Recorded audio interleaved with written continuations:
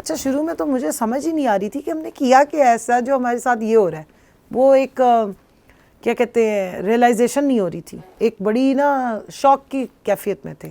फिर ख़बरें चलनी शुरू हो गई, मैं कि ये क्या ख़बरें चल रही हैं, मतलब ये किस किस्म का जो टाइटल मिल रहे हैं, रियासती दहशतगर्द। ये मतलब एक तो हम ज़ख्मी थे, निहत्ते लोगों को मारें खानी पड़ गई। डी चौक पे मैंने मार खाई थी, और उस वक्त की मैंने वीडियो अपनी ट्विटर पे भी डाली हुई है कि मैंने किस तरह वहाँ पे निहत्ती कड़ी हुई हूँ।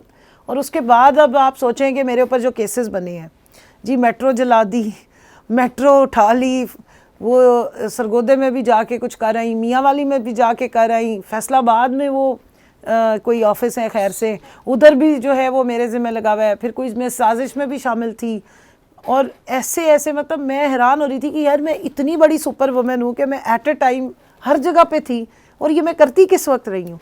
अच्छा, एक मुझे किसी ने JIT की इन्वेस्टिगेशन शुरू की, मैडम आप जो है ना वो चक्री में कोई साजिश हुई है उसमें भी शामिल थी। मैं कहा जी तारीख क्या थी वो बता दें। वो जी कोई 6 या 7 तारीख में, उस दिन हमारे घर में एक फौतगी हुई थी बड़ी क्लोज़, मेरी मतलब समझे कि खाला की डेथ हुई थी, और सारों को पता है कि मैं वहाँ मौजूद थी।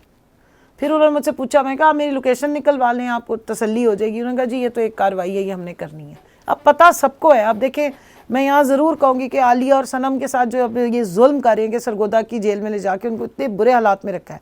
आपने 10 महीने उनको पहले लाहौर बंद रखा, ये कह के कि ये लाहौर में थी, ठीक, और लाहौर में भी उन पर बेतहाशा केसेस बनाए हुए हैं। अब आप उन्हें सरगोदा ले गए कि ये सरगोदा आई थी बीच में 5-7 मिनट 10 मिनट का गैप लेके, और ये यहाँ के कोई पुलिस स्टेशन चला गई है, कोई पुलिस की वैन। मतलब मॉकरी ऑफ लॉ है ये, मॉकरी ऑफ जस्टिस है ये।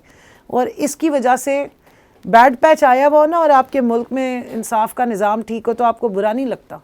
हमारा बैड पैच जो था उसमें तकलीफ़ ये हो रही थी कि हम ना पुलिस के पास जा सकते हैं, हमें डर, अपनी पुलिस से डर लग रहा था, अपनी अदालतों से खौफ आ रहा था, अपने इस निज़ाम से खौफ आ रहा था, और अपने इस जो निज़ाम इंसाफ है इसकी वजह से हम घबराए हुए थे कि यार हम मज़लूम भी हैं लेकिन हम जाएंगे तो हमारे साथ जुल्म ही होगा।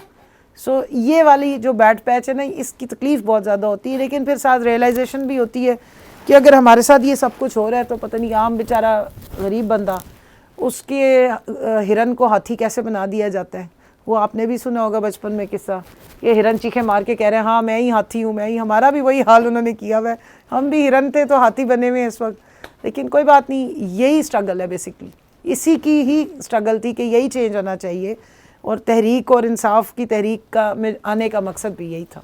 हमने देखा चेंज आई है PTI में, स्पेशली कुछ लोग जो है बगैर दाढ़ी के थे उन्होंने दाढ़ी रख ली, उनके क्योंकि बाल काले थे वो सफ़ेद आ गए, और स्पेशली सारों ने जाके पेशावर हाई कोर्ट से मानते लिए। आप कहें इंसाफ नहीं मिला, देखें पेशावर हाई कोर्ट से तेज़ी से इंसाफ मिला, इस पर क्या कहेंगे? देखिए, आप इन्हें ये नहीं कहा कि आप नहीं गई, आप नहीं गई, मैं डायरेक्ट उसी अदालत में गई थी जहाँ मुझे बुलाया गया था। मैं रावलपिंडी ATC में गई हूँ, वहीं से जाके मैंने उनसे डायरेक्ट बेल्स मांगी, और वहाँ 3 दफ़ा 4 दफ़ा उन्होंने मुझे, पुलिस खड़ी थी, उन्होंने कहा जी इनको हमारी कस्टडी में दें। और एक टाइम आया कि मेरे साथ जो मेरी ख़वातीन गई हुई थी मुझे कहती हैं आप यहाँ से निकल के भाग जाए। मैं कहा मैं क्यों मफरूर बनूँ भाई, मैं क्यों भाग जाऊँ। फिर वो कुछ 2-3 लोगों ने कहा कि मैडम आपको जाना चाहिए था पेशावर से, आप पहले बेल्स ले लेती, प्रोटेक्टिव बेल ले लेती। मैं कहा कोई मसला नहीं है, इन्हीं से ही लेंगे जो भी लेना है। तो बाकी जो अपेरेंसेस हैं वो ज़ाहिर है लोगों को छुपने के लिए कुछ ना कुछ चाहिए था। मैंने भी अपना हुलिया काफ़ी बदला था, अब ज़रा बदल लिया, वापस आए हैं तो ज़रा अपना हुलिया खुद ही, जब वापस आई हूँ ना और मैंने शीशा देखा तो पहले मैं पहचानी नहीं कि कौन सी मासी खड़ी हुई है। ये हाल हुआ हुआ था हमारा भी 10-10 महीने।